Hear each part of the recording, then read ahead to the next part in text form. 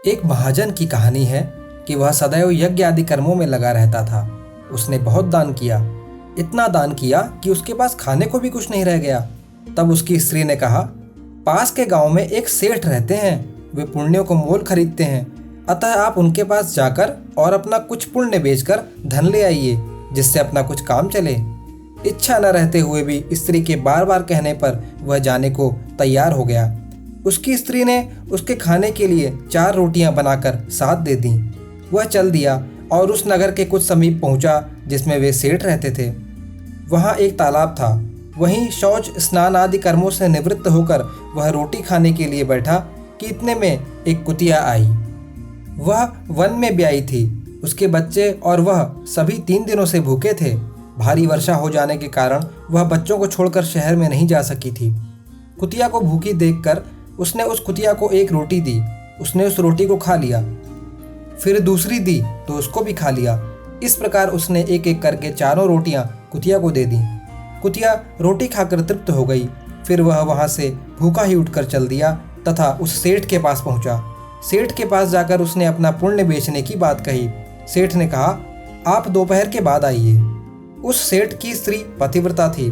उसने स्त्री से पूछा, एक महाजन आया है और वह अपना पुण्य बेचना चाहता है, अतः तुम बताओ कि उसके पुण्यों में से कौन सा पुण्य सबसे बढ़कर लेने योग्य है। स्त्री ने कहा, आज जो उसने तालाब पर बैठकर एक भूखी कुतिया को 4 रोटियां दी हैं, उस पुण्य को खरीदना चाहिए, क्योंकि उसके जीवन में उससे बढ़कर और कोई पुण्य नहीं है।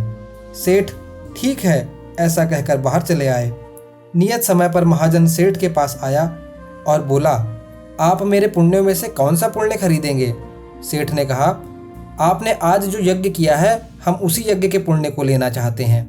महाजन बोला, मैंने तो आज कोई यज्ञ नहीं किया, मेरे पास पैसा तो था ही नहीं, मैं यज्ञ कहाँ से कैसे करता।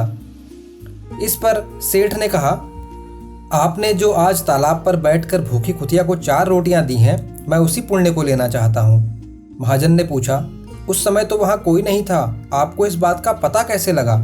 सेठ ने कहा, मेरी स्त्री पतिव्रता है, उसी ने ये सब बातें मुझे बताई हैं।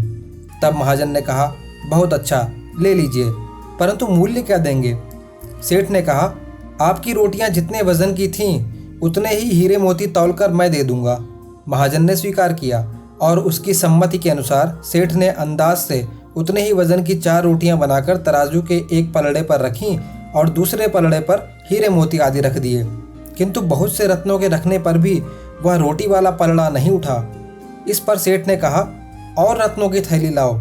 जब उस महाजन ने अपने इस पुण्य का इस प्रकार का प्रभाव देखा तो उसने कहा कि सेठ जी, मैं अभी इस पुण्य को नहीं बेचूंगा। सेठ बोला, जैसी आपकी इच्छा। तदनंतर वह महाजन वहां से चल दिया और उसी तालाब के किनारे से जहां बैठकर उसने कुतिया को रोटियां खिलाई थीं, थोड़े से चमकदार कंकड़ पत्थरों तथा कांच के टुकड़ों को कपड़े में बांधकर अपने घर चला आया। घर आकर उसने वह पोटली अपनी स्त्री को दे दी और कहा, इसको भोजन करने के बाद खोलेंगे। ऐसा कहकर वह बाहर चला गया। स्त्री के मन में उसे देखने की इच्छा हुई। उसने पोटली को खोला तो उसमें हीरे, पन्ने, माणिक आदि रत्न जगमगा रहे थे। वह बड़ी प्रसन्न हुई। थोड़ी देर बाद जब वह महाजन घर आया तो स्त्री ने पूछा, इतने हीरे पन्ने कहाँ से ले आए। महाजन बोला, क्यों मजाक करती हो।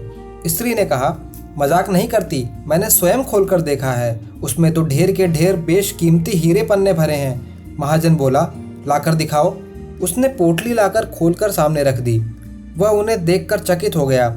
उसने इसको अपने उस पुण्य का प्रभाव समझा। फिर उसने अपनी यात्रा का सारा वृत्तांत अपनी पत्नी को कह सुनाया। कहने का अभिप्राय यह है कि ऐसे अभावग्रस्त आतुर प्राणी को दिए गए दान का अनंत गुना फल हो जाता है। भगवान की दया के प्रभाव से कंकड़ पत्थर भी हीरे पन्ने बन जाते हैं। इस प्रकार दीन दुखी, आतुर और अनाथ को दिया गया दान उत्तम है। किसी के संकट के समय दिया हुआ दान बहुत ही लाभकारी होता है। भूकंप, बाढ़ या अकाल आदि के समय आपदग्रस्त प्राणी को एक मुट्ठी चना देना भी बहुत उत्तम होता है। ओम नमो भगवते वासुदेवाय।